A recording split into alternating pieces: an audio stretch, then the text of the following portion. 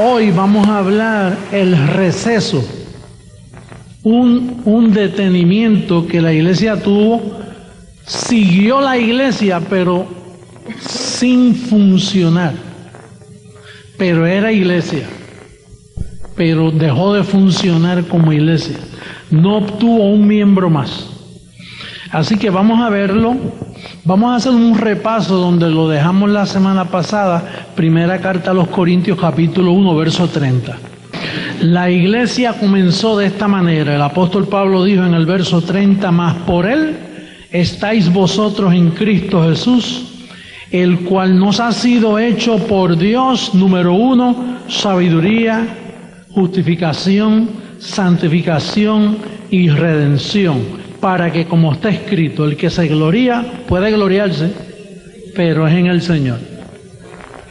Por eso nosotros nos gloriamos, pero es en el Señor que nos gloriamos, no en lo que nosotros hemos alcanzado por nuestros propios méritos.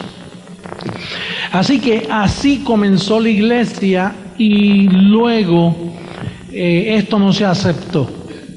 Esto de que nos fue hecho santificación, redención, sabiduría, todo eso fue rechazado totalmente por causa de los apóstoles de la circuncisión. Y luego vino una profecía que se encuentra en Hechos capítulo 20 y ahí comienza el receso de la iglesia.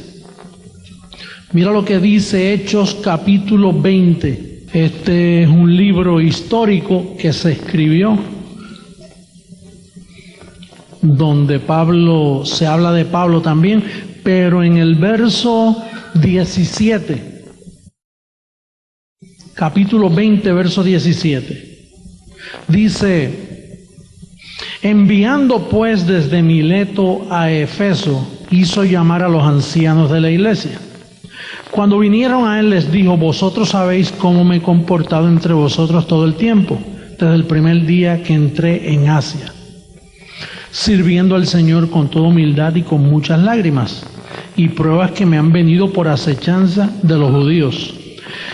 Y como nada que fuese útil, he rehuido anunciaros y enseñaros públicamente y por las casas, testificando a judíos y a gentiles acerca del arrepentimiento para con Dios.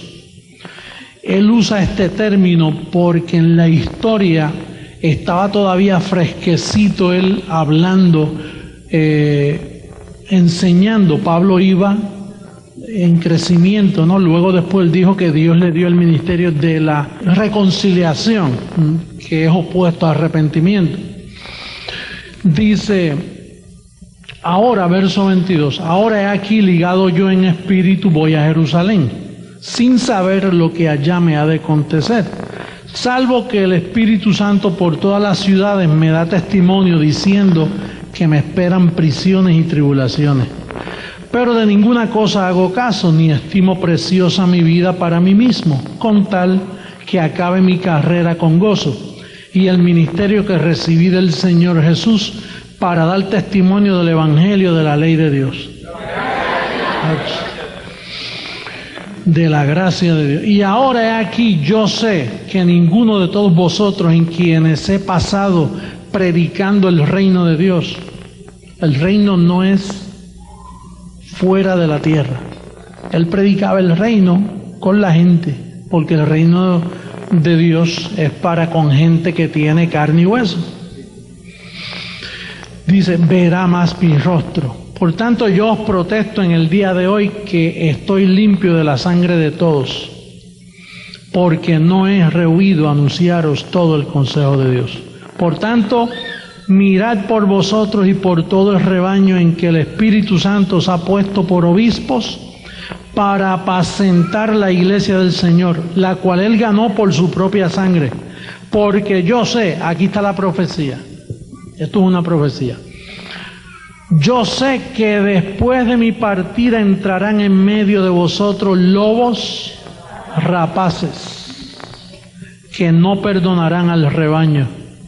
Y de vosotros mismos se levantarán hombres que hablen cosas perversas para arrastrar tras sí a los discípulos. Por tanto, velad, acordándoos que por 3 años de noche y de día no he cesado de amonestar con lágrimas a cada uno. Ahora, hermanos, os encomiendo a Dios y a la palabra de su gracia, que tiene poder para no edificar, sino sobre edificaros y daros herencia con todos los santificados. Ni plata, ni oro, ni vestido de nadie he codiciado. Antes vosotros sabéis que para lo que me ha sido necesario a mí y a los que están conmigo, estas manos me han servido, en todos enseñando que trabajando así se debe ayudar a los necesitados y recordar las palabras del Señor Jesús, que dijo: más bienaventurado es dar que recibir. Cuando hubo dicho estas cosas, se puso de rodillas y oró con todos ellos. Entonces hubo gran llanto de todos, y echándose al cuello de Pablo le besaban, doliéndose en gran manera por la palabra que dijo, de que no verían más su rostro, y le acompañaron al barco.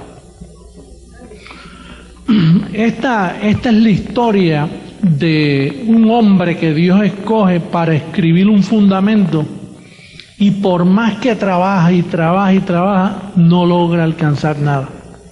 No podía convencer a nadie. Y después que él lo que había edificado, lo que tenía, después viene y dice: yo sé, después de mi partida, si yo parto, se acaba la gracia.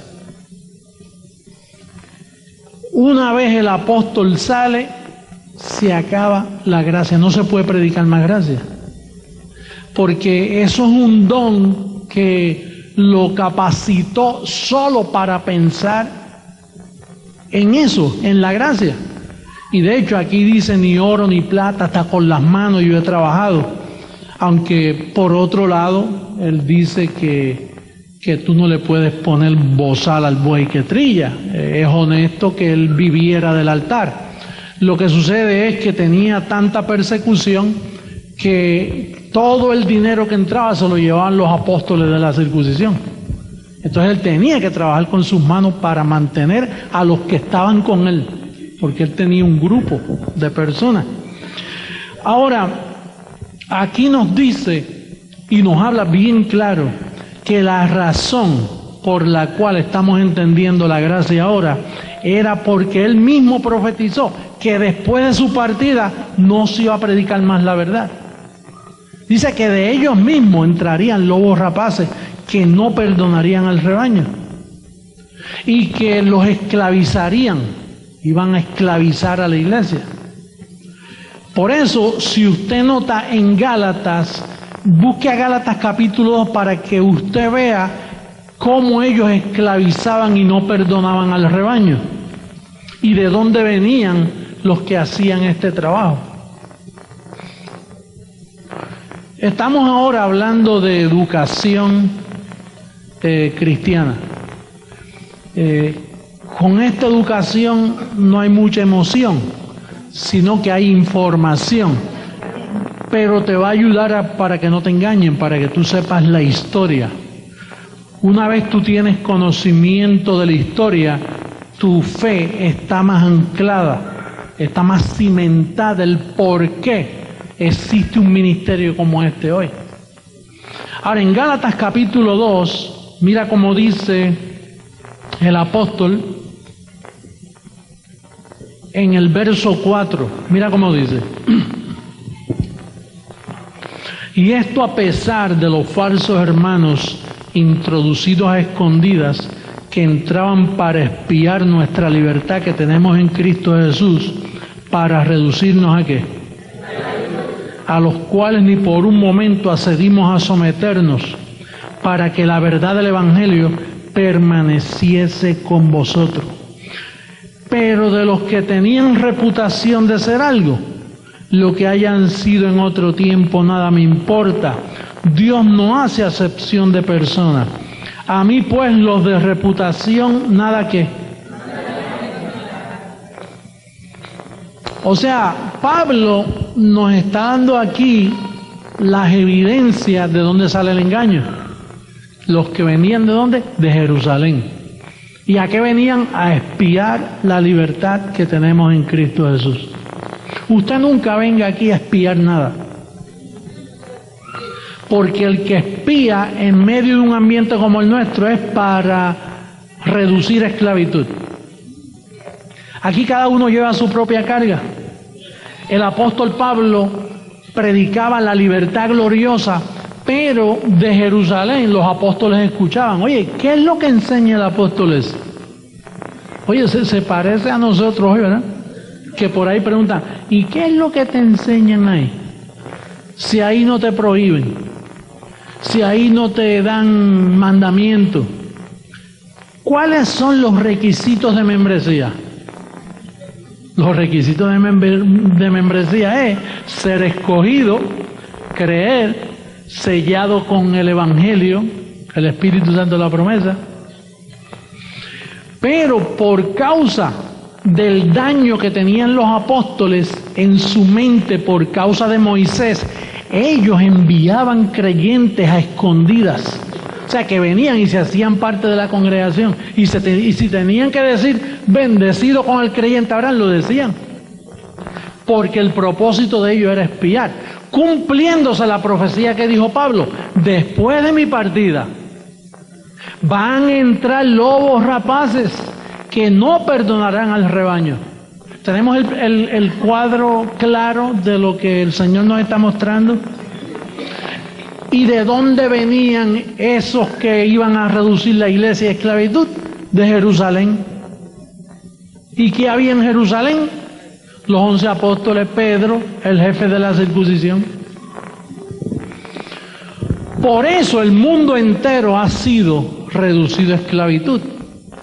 Porque cuando el Vaticano, entendiendo que Pedro fue el primer papa, que con mucho orgullo los católicos dicen que él fue su primer papa, con mucho orgullo dice, nuestro papa, el primero fue nada menos que Pedro, el que anduvo juntamente con Jesucristo. Y qué bueno que lo tienen tan claro para nosotros saber lo engañados que han estado. Digo que Pedro, ¿quién estaba en Jerusalén? Pedro. Yo te digo, es increíble que el mundo no haya despertado. Por eso nosotros tenemos que tapar bocas. ¿Y cómo vamos a taparles la boca? Fíjate que alguien dirá, pues que vaya un ángel del cielo y toque una trompeta bien grande, ¿le entiendes? No, Dios siempre usa los mismos principios. Ellos para engañar usaron los principios de poco a poco. Ellos no tenían radio, no tenían televisión, no tenían imprenta, así que fue un trabajo de uno a uno. Nosotros pues hacemos lo mismo, de uno a uno, lo único que nosotros tenemos la tecnología, todo medio de comunicación. De hecho, yo no sé ni dónde yo saco ese dinero, porque es un proyecto de fe. Yo no tengo un presupuesto hecho. Si yo hago un presupuesto, me puede dar por hacerme daño. Y tenemos que hacerlo porque Dios quiere tapar la boca al mundo religioso. Y lo va a hacer. Lo va a hacer.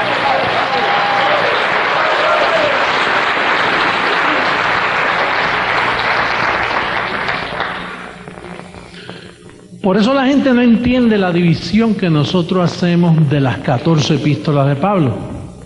Porque las 14 epístolas de Pablo, ahí Satanás está derrotado, ahí no hay pecado, ahí no hay temor, no hay maldición, no hay engaño.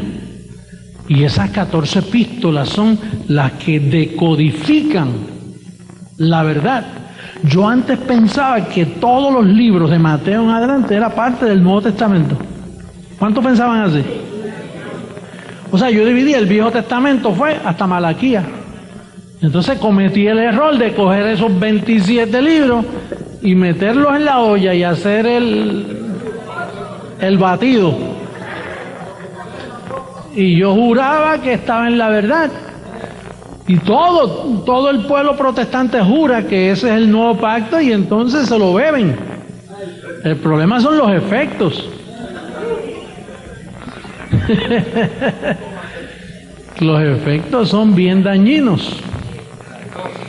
Ahora, Pablo lo advirtió: después de mi partida, la iglesia es congelada y no se habla más de gracia. Se escondió la verdad. Hace de esto casi 2000 años. Y es para nosotros un ingrediente de información tremendo. Porque Lucas, fíjate que Lucas nos deja, Lucas fue el quien escribió este libro, el doctor Lucas, y viajaba con Pablo. Entonces, él escribía todo lo que veía. Y naturalmente, por eso es que dice ahí arrepentimiento, porque lo escribió Lucas, y Lucas estaba imitando lo que hablaban los demás apóstoles. Pablo, cuando escribe, dice: no, el ministerio que se me dio fue de reconciliación. Pero cuando Lucas escribe, él dice: bueno, aquí todo el mundo está arrepintiendo, así que va a meter.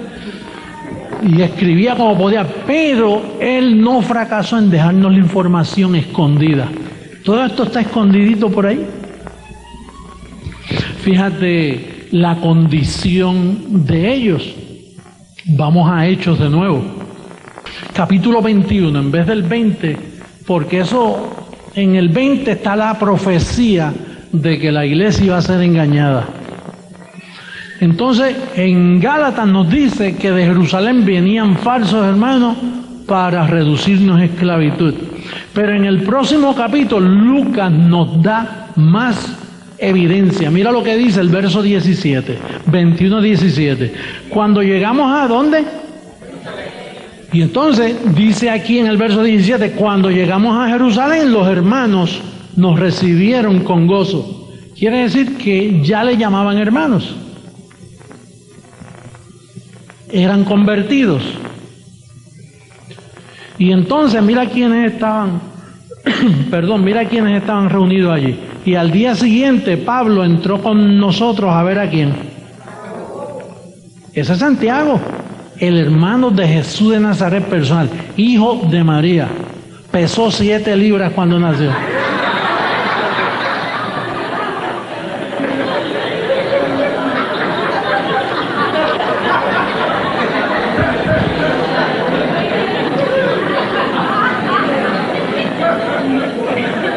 Jesús de Nazaret pesó 8, pero cuando María tuvo a Jacobo y Judas pesó 6 libras.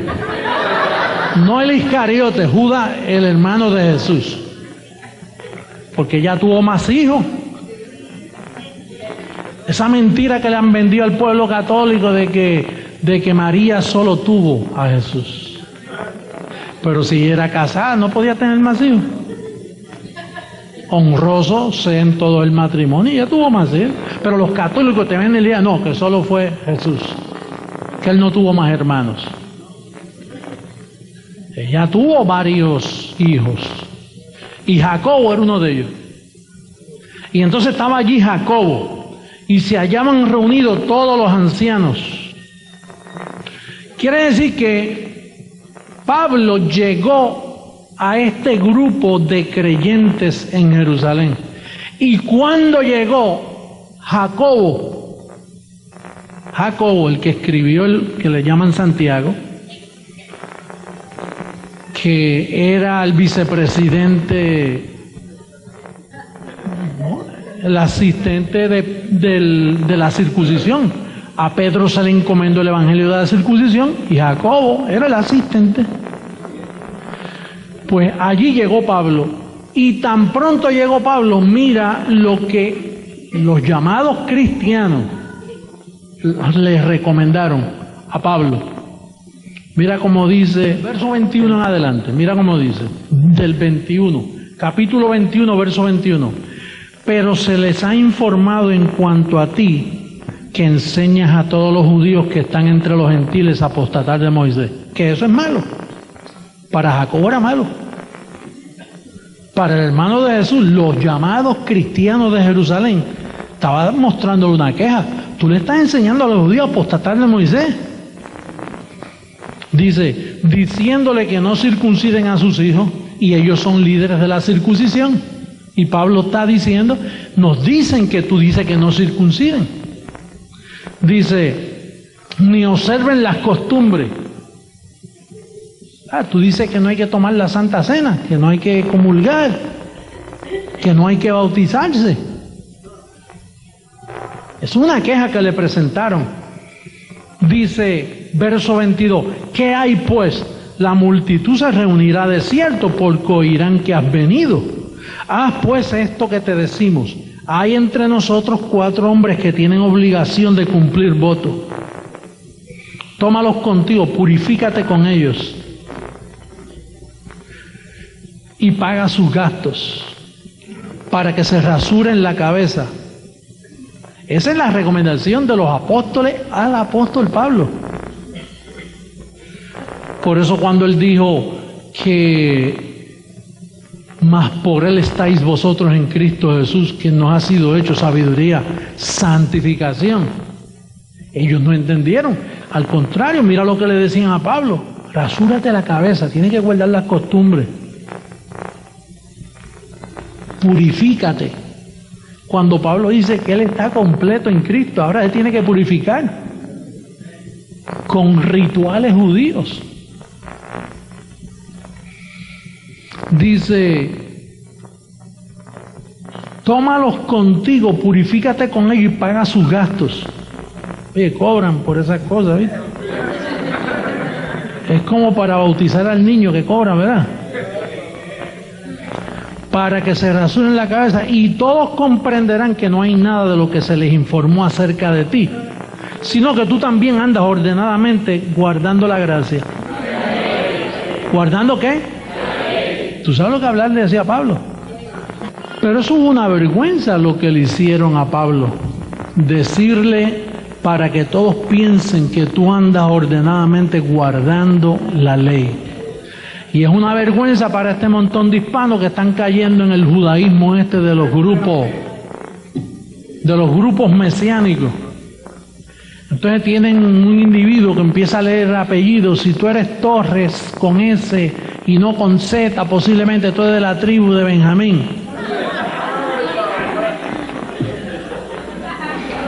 O si tú eres Hernández, o si tú eres empiezan a coger nombre para judaizar. Y hay gente por ahí que están tan vacíos y no están definidos en su vida que dicen, oye, un buen cambio me viene bien, ahora soy judío.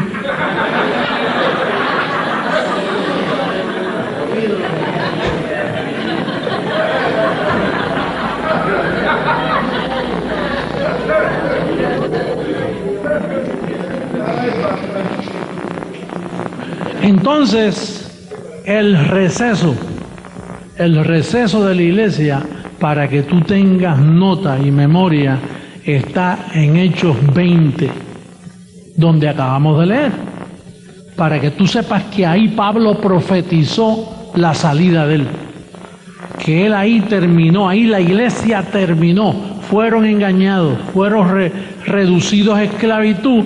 Así que si tú vienes yendo a una iglesia por muchos años, tú has venido perdiendo el tiempo, porque no había iglesia. Los católicos no son cristianos. ¿Quién te dijo a ti que un católico es cristiano? Los bautistas no son cristianos, los pentecostales menos, los mormones, esos no son cristianos, testigos de Jehová, no habían cristianos. La iglesia cesó. Pablo lo profetizó: entrarán lobos rapaces.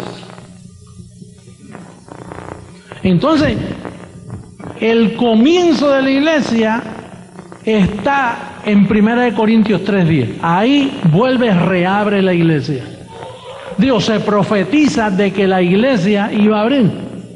1 Corintios 3:10.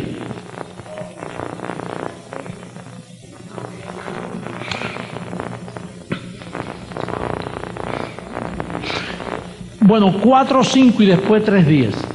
1 Corintios. Había tanta confusión con esto que Pablo tuvo que escribir así. Primera carta a los Corintios, capítulo 4, verso 5.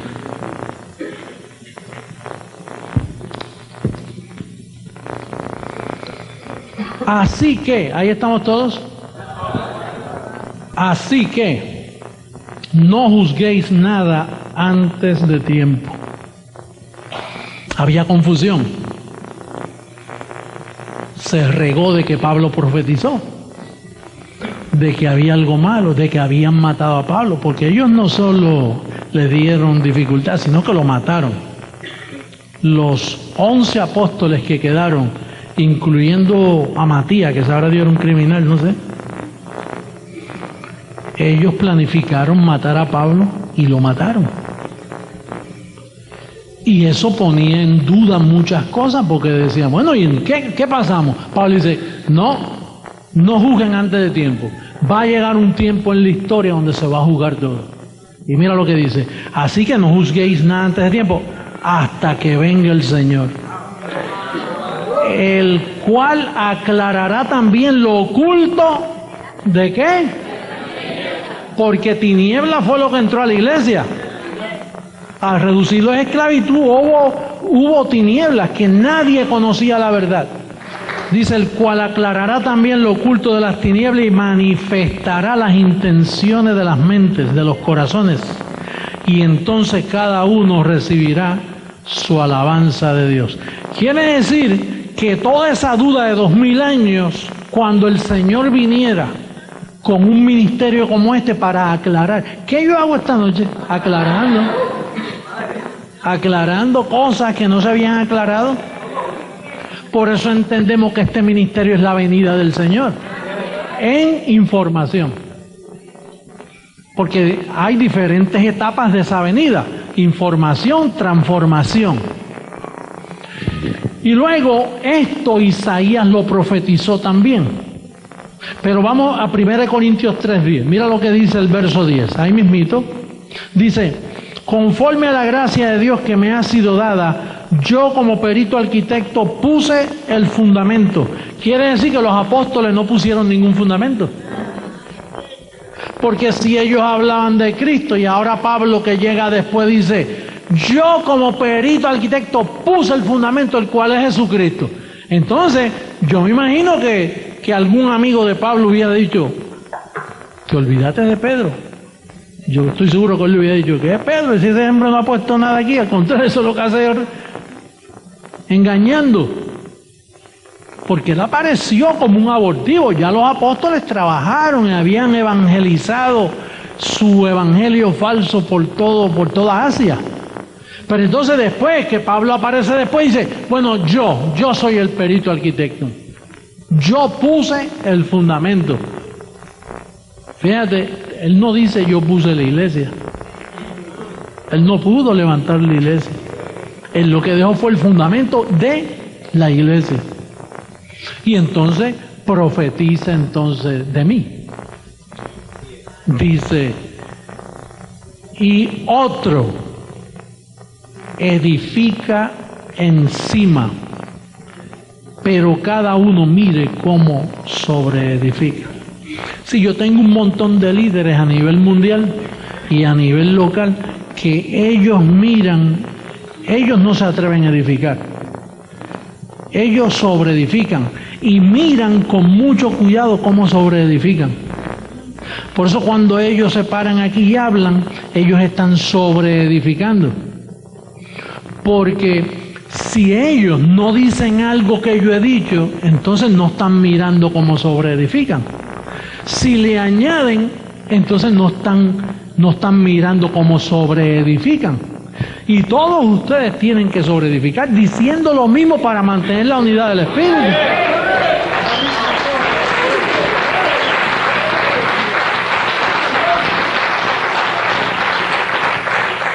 O sea que aquí no es como esas sinagogas por ahí que cada uno tiene su revelación. El maestro de escuela dominical tiene una revelación, la otra tuvo un sueño, el otro tuvo una revelación, este tuvo profecía, y todos están, cada uno por su camino. Aquí esa ley, eso no se puede violar aquí. Aquí usted no tiene opinión ni voto. Aquí usted no puede opinar en forma de pregunta. Pero eso de que Dios le habla a usted está equivocado. Dios no le habla, Dios nunca viola sus principios. Si Dios te habla a ti, aparte de mí, Dios está violando un principio, porque entonces cuando yo hablo, que yo quedo mal. Y al que le habló queda mal también, porque entonces aparecen dos, no, me habló a mí, no me habló a mí. ¿Pero en qué quedamos? ¿Dónde está la unidad del Espíritu? Dios puede darte advertencia de tu vida personal. Y Él te habla, mira, esto es así, mira. Pero hablarte doctrinal no puede, porque Él viola un principio.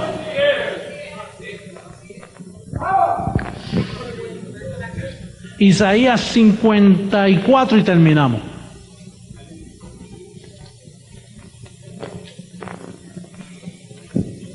A veces yo recibo cartas internacionales, mire, apóstol, y me dan recomendaciones y tienen sus revelaciones personales y todo. Y yo por cortesía y proceder, pues yo, tú sabes, le digo, y envíale una cartita, de recibí su carta, que la leí, que siga adelante y siga creciendo en gracia. Imagínate qué puedo hacer yo.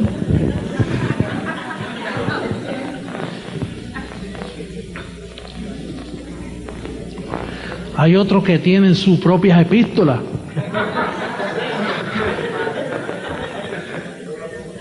Y juran que Dios les habló. Pero nada, no concuerda. Tarde o temprano uno lo mira así. Eso no se puede. Está fuera del fundamento. 54, verso 1 al 17. Esto es una profecía. Está hablando aquí de Sara. Está hablando bendecidos con el creyente Abraham. Está hablando de Sara porque Sara era estéril y se le dijo, regocíjate tú estéril, tú la que no das a luz, porque vas a tener muchos hijos. Mira cómo dice, regocíjate, oh estéril, la que no daba a luz, levanta canción y da voces de júbilo, la que nunca estuvo de parto, porque más son los hijos de la desamparada que los de la casada. Ha dicho el Señor, ensancha el sitio de tu tienda y las cortinas de tus habitaciones sean extendidas. No seas escasa, alarga tus cuerdas y refuerza tus estacas, porque te extenderás a la mano derecha y a la mano izquierda, y tu descendencia heredará. Está hablando de estos tiempos, porque las naciones para ese tiempo era un puñado de gente que había por allí. Heredará la nación, habitará las ciudades asoladas. No temas, pues no serás confundida. Está hablando aquí de la iglesia. Y no te avergüences, porque no serás afrentada, sino que te olvidarás de la vergüenza de tu juventud, y de la afrenta de tu viudez no tendrás más memoria. Porque tu marido es tu hacedor. El Señor de los ejércitos es su nombre, y tu Redentor el Santo de Israel. Dios de toda la tierra será llamado, porque como a mujer abandonada y triste de espíritu te llamó el Señor, y como a la esposa de la juventud que es repudiada, dijo el Dios tuyo, por un breve momento te abandoné. Es breve, 2000 añitos. El Señor habla así. Y nosotros apurados aquí por alcanzar al mundo, imagínate. Van 17, 18 años y no puedo esperar más. Dice, por un breve momento te abandoné, pero te recogeré con grandes misericordias. Cuando Él dice que Él en ti es justicia, sabiduría, santificación, redención, eso es grandes misericordias. Con un poco de ira escondí mi rostro de ti por un momento, 2000 años, ¿verdad? Pero con misericordia eterna tendré compasión de ti, dijo el Señor tu Redentor. Porque esto me será como en los días de Noé, cuando juré que nunca más las aguas de Noé pasarían sobre la tierra. Así he jurado que no me enojaré contra ti, ni te reñiré. Porque los montes se moverán y los collados temblarán, pero no se apartará de ti mi misericordia. Salvo siempre salvo. Ni el pacto de mi paz se quebrantará, dijo el Señor, el que tiene misericordia de ti. Pobrecita, fatigada con tempestad. Así hizo la religión, así hizo los católicos. La tenían, a ti te tenían fatigado. Muchachos, yo estaba que no podía ya funcionar. Yo veía al diablo en todas partes. Pobrecita, está hablando aquí de hombres y mujeres, ¿sabes? No es una mujer que está hablando, es la iglesia, la esposa del... Pobrecita, fatigada con tempestad, sin consuelo. ¿A qué vino el Consolador? Por eso fue que Él prometió un Consolador, porque estaba sin consuelo. He aquí que yo cimentaré tus piedras sobre carbuncio y sobre zafiros te fundaré. Tus ventanas pondré de piedras preciosas, tus puertas de piedras de carbunclo y toda tu muralla de piedras preciosas. Y todos tus hijos serán enseñados por el Señor. ¿Te recuerdas? Todos los que son enseñados por Él. Y se multiplicará la paz de tus hijos, con justicia serás adornada. Él fue hecho ¿qué? Justicia, justificación. Estarás lejos de opresión, porque no temerás. ¿Espíritu de qué? De amor, de poder y de dominio propio. Y de temor, porque no se acercará a ti. Si alguno conspirare contra ti, lo hará sin mí. El que contra ti conspirare, delante de ti caerá. Óyelo.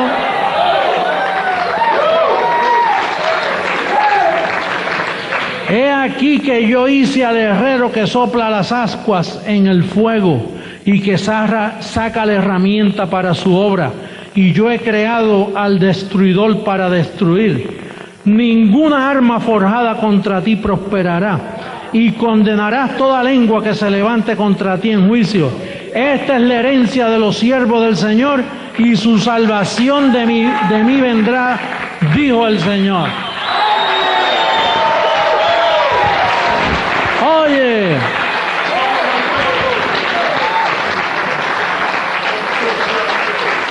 la iglesia comenzó, la iglesia cesó, y la iglesia reabrió sus puertas. Existe la iglesia del Señor. He aquí la iglesia del Señor. Ustedes, vamos a estar en pie. Saluda a tu hermano. Llámale iglesia a tu hermano. Dile, tú eres la iglesia del Señor.